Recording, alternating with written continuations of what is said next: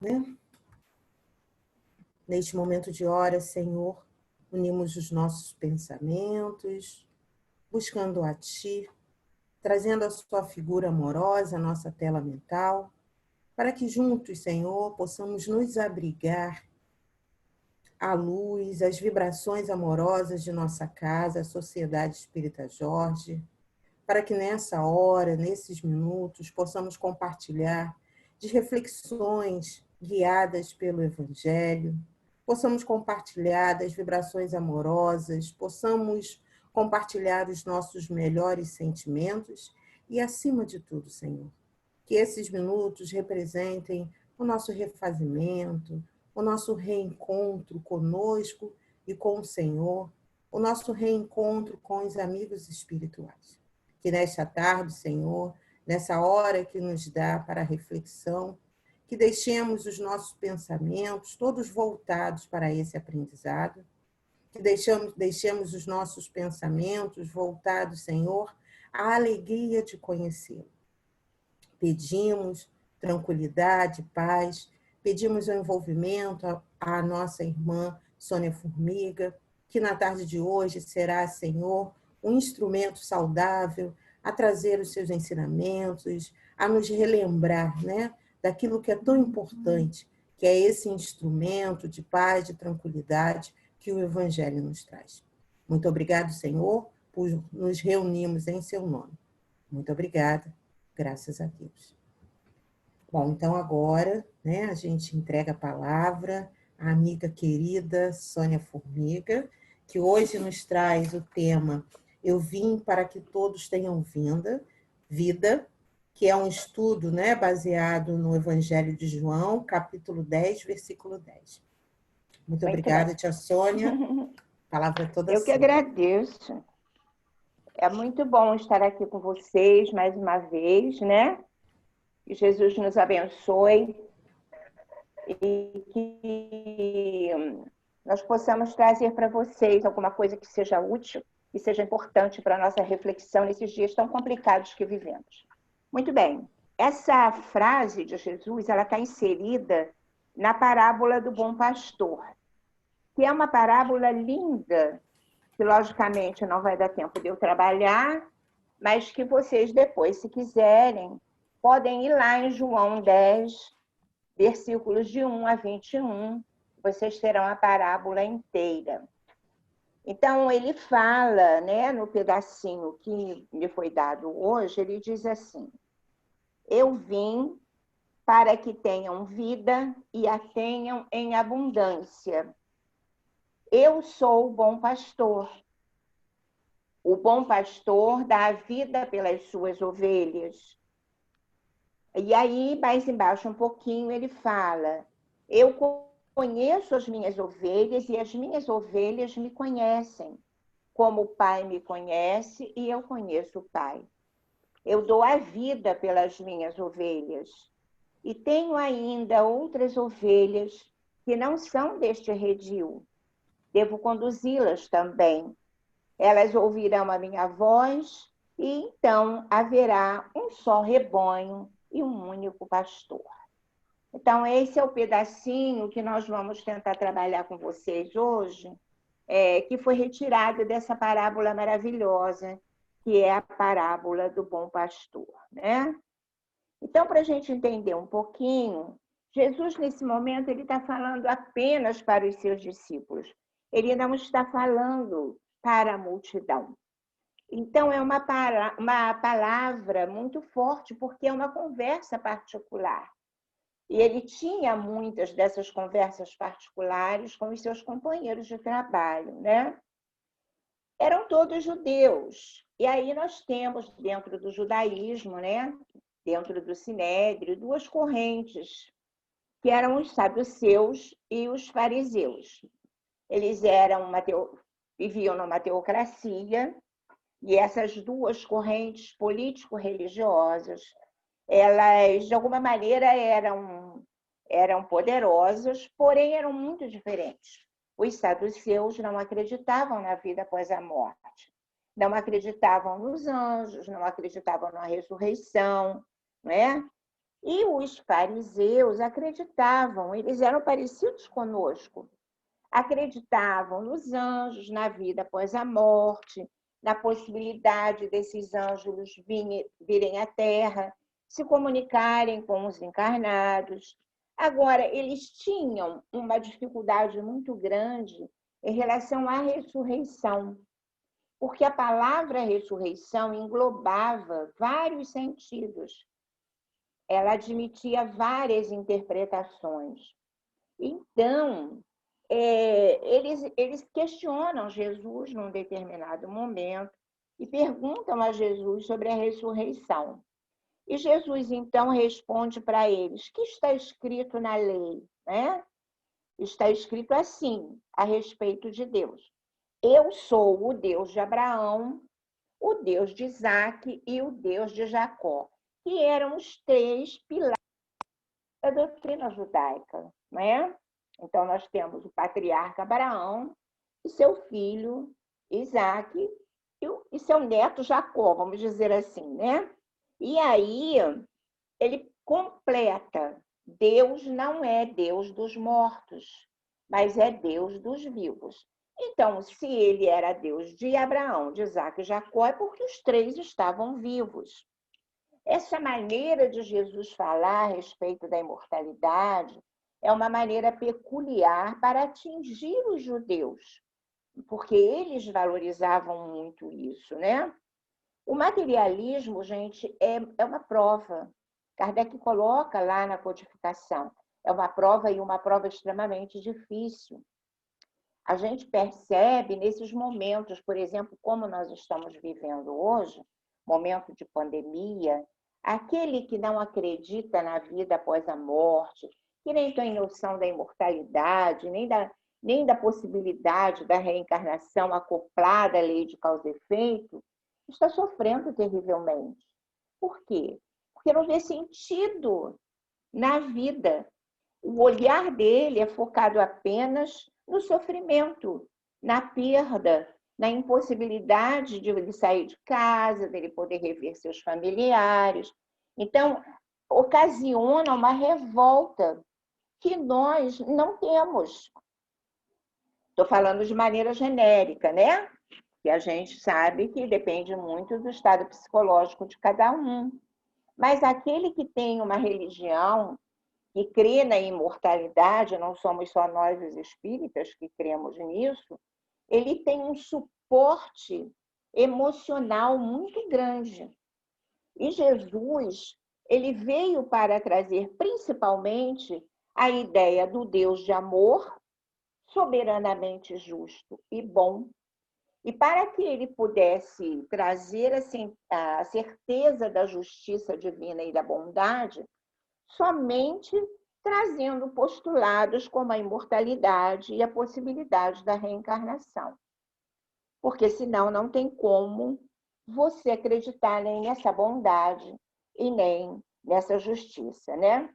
Para que a gente possa entender como é um sofrimento tão grande, há espíritos desencarnados que permanecem materialistas. Então, é uma coisa assim, surreal. Espíritos que se comunicam na mesa mediúnica e que, quando são informados, né, de que estão vivos, eles reagem. Então, existe um episódio, inclusive, que um amigo meu, muito querido, participou. O espírito se comunicou e ele não queria ir embora. E o horário da reunião já estava se esgotando, era preciso terminar a reunião. O dirigente da reunião, então, pede para ele, né? Você vai ter que ir, acompanhe esses companheiros que estão aí. Ele não queria sair de jeito nenhum. E relutante. Então, o dirigente da reunião falou: tudo bem, não tem problema, eu vou chamar a polícia, então. E quando ele disse isso, o espírito falou: não precisa chamar a polícia, não, eu vou embora. Então, para nós percebermos, né, como é que não tem noção nenhuma do que está acontecendo com ele, que ele está desencarnado e continua tendo medo da polícia, né? Da polícia que está aqui encarnada. Então, é uma prova extremamente dolorosa, extremamente difícil. Vamos pensar um pouquinho de que vida Jesus falava, né? Porque ele fala, eu vim para que tenham vida e vida em abundância. Gente, vida todo mundo tem, né? É fatalidade. Deus nos criou e somos todos imortais. Então, de que vida é essa que Jesus estava falando? É que nós, quando pensamos em vida, nós pensamos em qualidade de vida. Então, para a gente brincar um pouquinho, a gente vai pensar assim: há pessoas que estão vivas, quer dizer, encarnadas, e estão mortas. Como assim? Há pessoas que estão mortas, quer dizer, desencarnadas, e estão vivas. Há pessoas que estão mortas, desencarnadas e continuam mortas. Então, para a gente pensar, isso parece uma confusão, mas não é uma confusão, porque, como Jesus falava, vida plena é consciência de que somos imortais, de que Deus nos criou como imortais e que precisamos viver como espíritos que somos. Então, aquele que tem uma consciência adormecida, ele está encarnado, mas ele não se dá conta de quem ele é. Então, ele não tem uma vida plena. Ele vive para os seus 5 sentidos materiais. Então, ele se preocupa em comer bem, em se vestir bem, em ter dinheiro, poder gozar muito a vida, não é? Mas ele não com a vida futura. Até porque, ou ele não acredita nessa vida futura, ou ele não tem o menor interesse em se preocupar com isso. Ele só vai se preocupar com isso quando ele chega num momento da existência em que a morte se aproxima.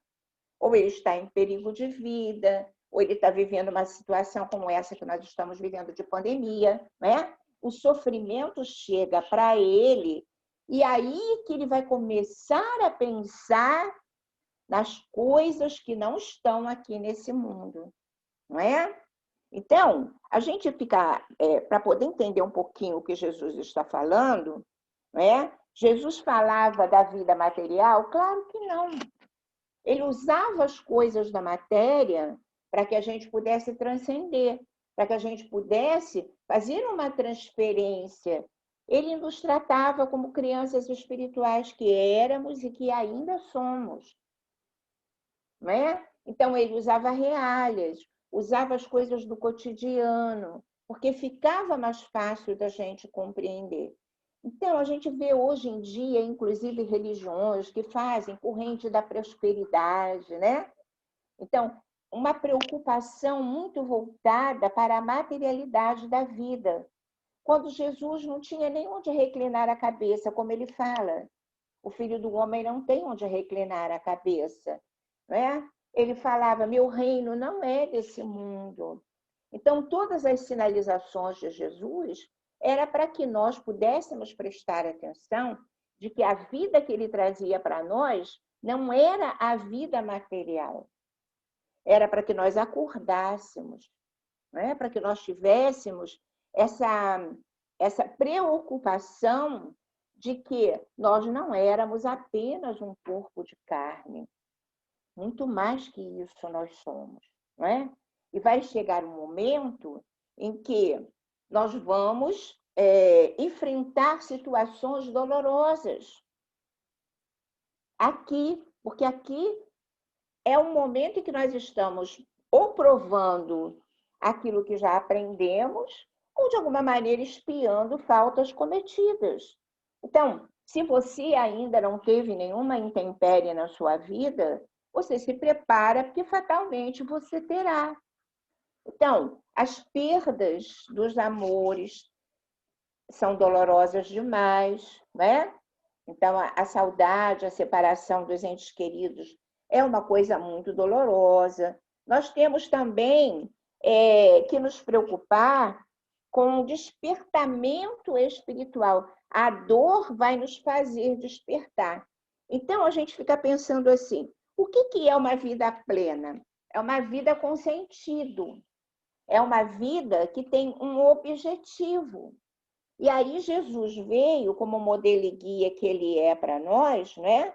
Trazer esse sentido da vida. Jesus tinha um sentido na vida? Jesus tinha um objetivo na vida?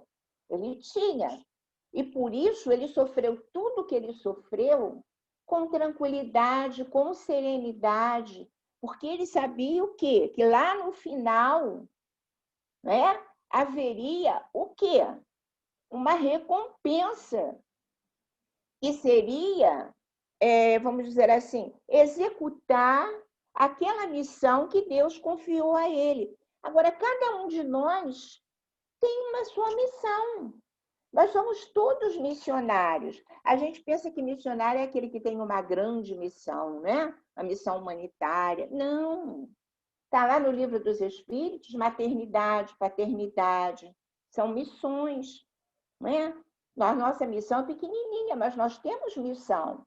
E precisamos descobrir que missão é essa para que a gente possa pautar a nossa existência no sentido de ter um objetivo na vida. E é esse objetivo que vai fazer para nós tranquilidade. Deus nos criou únicos, nós somos únicos, cada um de nós é um universo, criado por Deus com todo o amor. Repara, gente, nós temos impressões digitais que são só nossas. Nós temos um organismo físico perfeito, um computador de última geração, tudo feito para nós, para que nós pudéssemos executar a nossa tarefa nessa vida. Mas tudo feito com muito carinho, com muito amor, desse Pai soberanamente justo e bom, amoroso para com seus filhos. Tem uma música tão bonitinha do Mileco, em que ele fala assim: você é uma canção que Deus canta, ele quis compor você. Você é uma canção que Deus canta, ele gostou de compor você. Ninguém tem o seu sorriso, sua voz, seu tom, seu jeito. Ninguém tem um coração que só palpita no seu peito. Do poema do universo, você é o perfeito verso. Rima rica que faltava no poema do universo. Olha a preocupação de Deus em nos criar. Ele nos ama. Nós somos únicos. E a falta desse sentido é que faz com que muitas pessoas desistam de viver. Nós estamos vivendo o Setembro Amarelo, né? E quantos jovens perdidos na vida porque não tem esse sentido, não tem esse objetivo. Então, nesse momento, é que uma religião faz falta, porque ela te sinaliza um roteiro para um objetivo final. Você não está aqui por acaso, você não é obra do acaso. Deus quis criar você e criou com todo amor, com todo carinho.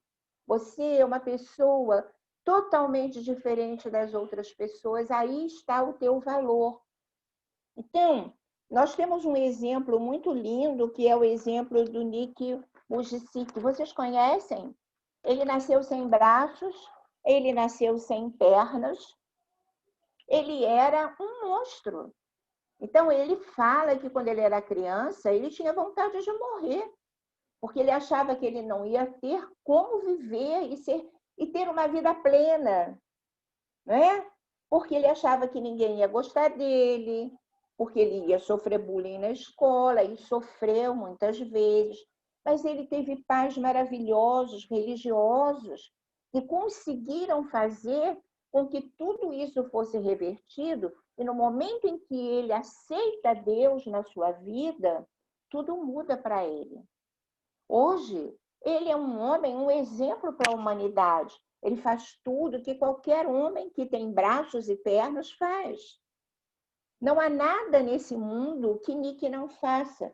Casou com uma mulher linda, tem 4 filhos, é um homem realizado e que consegue passar essa plenitude de vida, essa vida tão abundante que ele encontrou dentro dele, para toda a humanidade, fazendo palestras maravilhosas. E se vocês nunca viram e querem ver, procurem no Google e vão assistir às palestras dele. E vocês vão ver o que é uma vida plena. Vocês vão entender aquilo que Jesus queria. Eu vim para que tenhas vida e vida em abundância, que é vida com sentido, é vida do Espírito, é a realização da promessa de Deus para cada um de nós, de cumprirmos aquilo para o que viemos fazer aqui. É preciso que a gente compreenda isso. E enquanto nós não compreendermos isso e não vivermos essa vida do hoje, que é a vida mais importante para nós, que é esse momento que nós estamos vivendo, um momento de pandemia aparentemente desastroso, aparentemente dolorido, mas que é para nós um instrumento muito bom, muito valioso de reflexão, né? De quem somos nós, de o que estamos fazendo aqui, do que podemos fazer, embora estejamos todos dentro de casa. Talvez seja isso que Deus queira para nós, que nós possamos fazer. O mundo precisa de pausa. E nós também, para refletir sobre a nossa própria existência, sobre essa união que precisamos fazer com os nossos familiares, que nem sempre, quando estávamos juntos, tivemos, né? E às vezes separado vamos dar mais valor. E podemos fazer muita coisa, não só em nosso benefício, mas em benefício da própria humanidade, né? Deus fala a cada um de nós em particular, para que possamos ter vida e vida em abundância. E essa vida chegará para nós quando nós acordarmos, quando nós verdadeiramente compreendermos quem somos. A página foi muito bonita, né? Que ela fala, cuida de ti. Que a gente pode tentar se preocupar com todo mundo, mas, na verdade, vamos dar conta apenas de nós mesmos. Não é verdade? Então, assim, sinaliza aí para mim, Angélica, o horário, né? Ainda tem um tempinho? 2 minutinhos? Tem sim, você tem um tempinho sim, sem problema. Sem Mais de problema. 2 minutinhos, tá? Mais de 2 minutinhos, né? Tem Então, sim. Você pode ir até 15h40. ah, é? Que É, maravilha! Então, vamos lá, ó. Voltando para a parábola, né, que é a parábola do bom pastor, a gente vai ver o quê? A gente vai ver quando Jesus fala assim, olha, todos os que vieram antes de mim são ladrões e assaltantes. Então, Jesus vivia, naquele momento em que ele fala isso para a humanidade, um momento difícil lá naquela região em que ele vivia, porque apareciam muitos profetas, falsos profetas, né? Então, ele fala,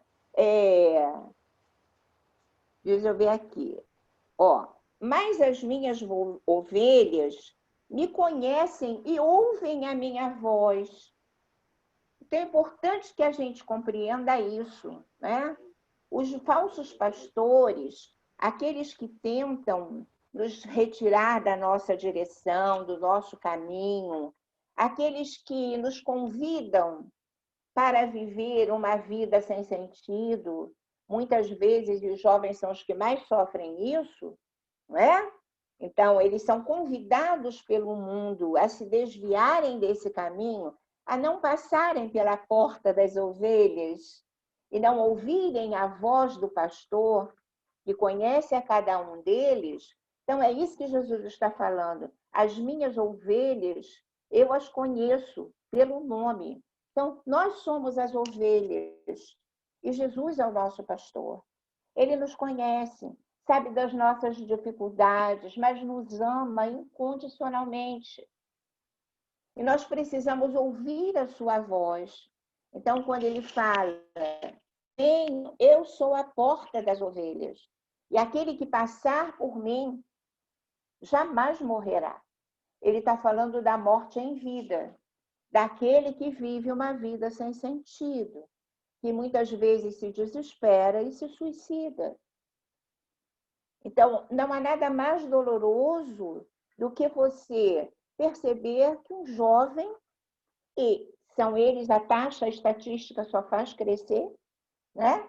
Em relação à juventude e até às crianças, porque perderam a esperança, a alegria de viver. Gente, quando a gente pensa num Paulo de Tarso, que viveu todas as agruras da vida, não é? Foi preso, açoitado, apedrejado, como ele apedrejou Estevão, naufragou, foi mordido por serpente, foi tudo o que aconteceu com ele. E no final ele fala que ninguém me moleste, que eu trago as marcas do Senhor Jesus. Como que ninguém vai molestá-lo? Ele já estava para lá de molestado, fisicamente. Mas não era isso que ele estava falando. Ele conquistou uma vida em plenitude, que a vida é espiritual. Então ele fala, eu venci o bom combate. Não é? Então, é preciso que a gente compreenda isso. Ter uma vida plena é viver o bom combate. É vencer as nossas dificuldades. É encontrar forças dentro de nós para ter essa resiliência que, por exemplo, o Nick tem. Não é? Ele faz a palestra, ele é colocado em cima de uma mesa, gente. Ele não usa prótese nenhuma. E não tem como, você olha a plateia, todo mundo chora. Por que chora? Não chora de pena dele, porque ele não merece pena. Muito pelo contrário, a gente chora de pena da gente, que tem pernas, que tem braços, e que não fazíamos nem um décimo do que ele faz muitas vezes. Não é? Que a força que ele traz é a força do espírito. E aí ele se perguntava, por que Deus me fez assim? Tem que haver um propósito na minha vida. E que propósito será esse? O propósito da vida dele era nascer daquele jeito e poder servir de exemplo para a humanidade, um exemplo de superação, de resiliência. Não é? E que a gente possa encontrar isso na nossa vida, porque é isso que Jesus queria que nós encontrássemos. Esse sentido, esse objetivo na nossa vida. O Espiritismo é uma bênção, gente, porque é uma religião que traz para nós esclarecimento. Vai sinalizar o porquê das nossas dores, das nossas dificuldades, das nossas limitações. Então, não há ninguém que se diga espírita, que conheça o Espiritismo, que possa se lamentar das suas dificuldades, porque a gente sabe que a dificuldade é um estímulo para a vitória. Deus não tem lá do lado dele um potinho cheio de doenças e sai distribuindo por aí, né? Por exemplo, essa doença do fígado vai para fulano, essa daqui vai para... Não é assim que a vida funciona. Não existe castigo na lei de Deus. Existe reequilíbrio, reajuste, reeducação. E tudo que nós passamos tem um sentido. Aí a gente fica pensando, o que eu fiz no passado? Não importa o que fez no passado. Importa é como vive o hoje. Como é que a gente elabora mecanismos de superação? A gente vê pintores com a boca. E você fica pensando assim, gente, que quadros maravilhosos. O que aquela gente faz? Com pincel na boca, não tem braços. O outro pinta com o pé. Ele coloca o pincel no pé e pinta. Não é mediúnico não, gente. É anímico mesmo, são os dons da própria pessoa. É a superação.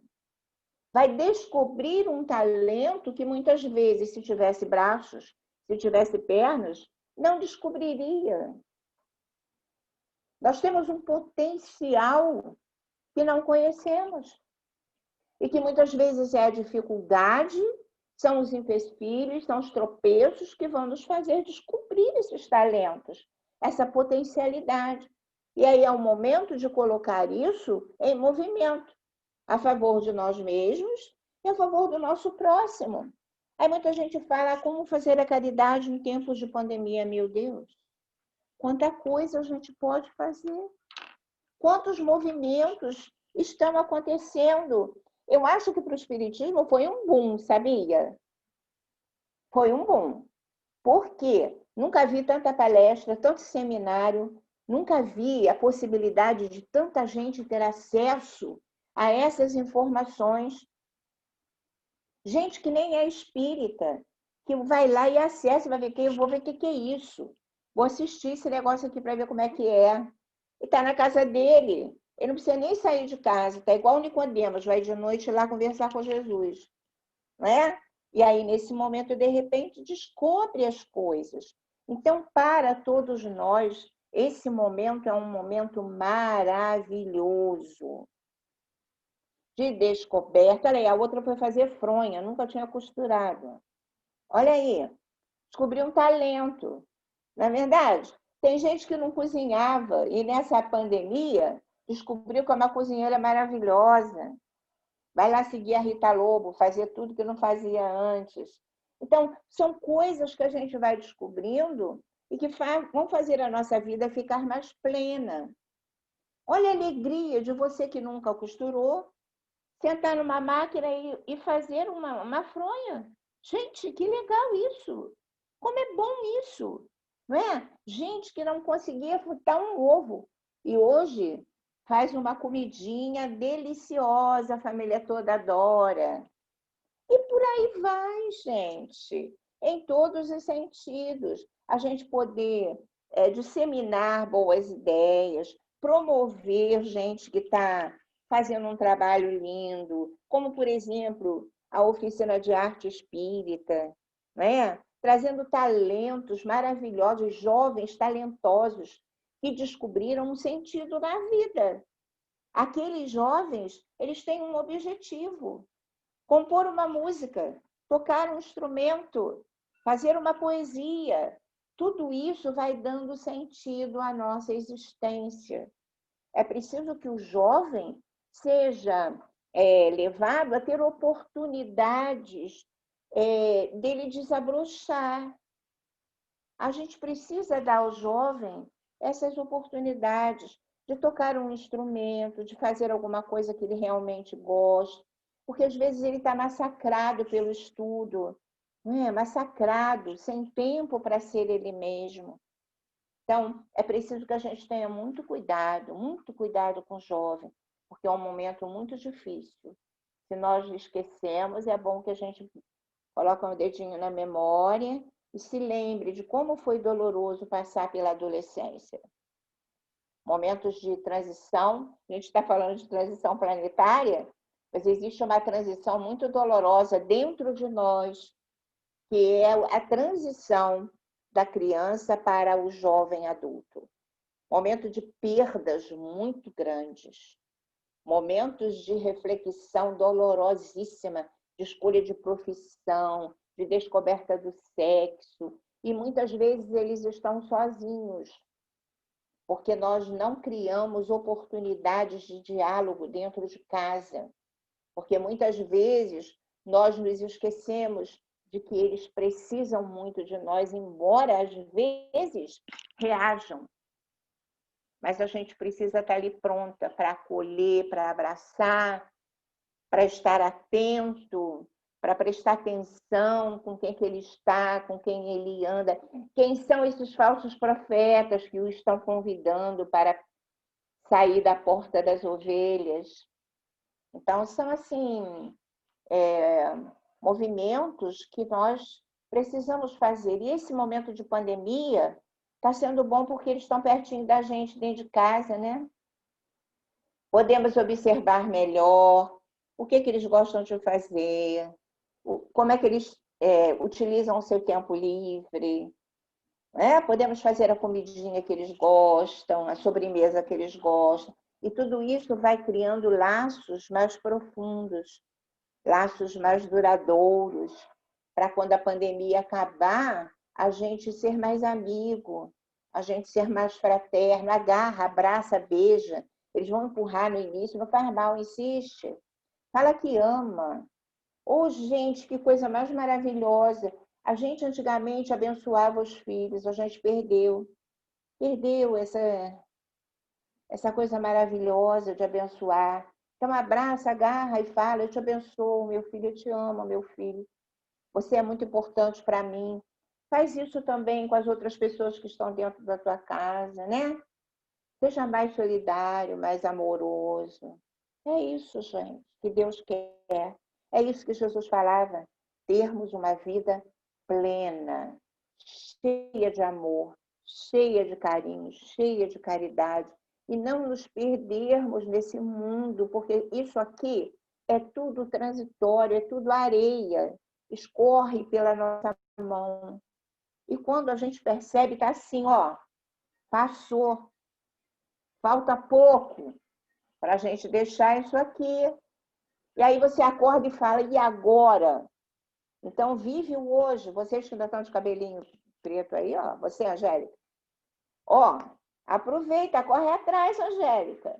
Porque o tempo, ó, o tempo é inexorável, o tempo voa. E aí você fala, puxa vida, por que não fiz isso, né? Então, ó, é o hoje que é o mais importante para a nossa existência. Viver plenamente. Tudo que você for fazer, faça plenamente. Faça de verdade. Se entregue com carinho. Vai fazer uma comida, coloca amor naquela comida, não é? Vai fazer uma limpeza, vai cantando, faça com amor. Isso é ter vida plena. Aceitar aquilo que a vida te oferece. Viver em plenitude aquilo que Deus te ofereceu para você viver. E não ficar pensando, querendo ter alguma coisa diferente. Que a gente recebe aquilo que precisa receber. Nós estamos na família certa, vivendo o momento certo da humanidade, na cidade certa, debaixo do governante certo, está tudo certo. A gente só precisa entender isso. O que eu posso aproveitar disso tudo que eu estou vivendo? Né? E fazer de tudo isso uma vida de alegria, uma vida de plenitude. Acho que agora acabou, né, Angélica? Sim, minha querida, agora sim. Ai, Sônia, muito obrigada. Nossa, é muito bom ouvi-la. Eu que Muito bom ouvi-la agradeço. mesmo. Muito obrigada. Esses momentos são maravilhosos, maravilhosos mesmo. É de reflexão, né? De intensa É, reflexão, né? Que a gente possa levar essas lições e pensar e repensar, não deixar só entre as 15 e as 16 horas, que a gente possa exatamente. levar para outros momentos do nosso dia, pensar e agir. E Isso, obrigado por você ser esse nada. instrumento. Bom, agora a gente vai à nossa prece de agradecimento, né, a esse momento, a essa oportunidade de estarmos reunidos, refletindo, pensando e, acima de tudo, recebendo Jesus, os mentores espirituais em nosso lar. Muito obrigado mesmo, Senhor. Muito obrigado por conhecê-lo. Sabemos que não o conhecemos integralmente, mas a porção que somos capazes de perceber já é o suficiente para que possamos nos tomar de coragem, para que possamos nos envolver no amor e caminharmos. Muito obrigada. Que a sua paz se faça presente, hoje e sempre. Graças a Deus.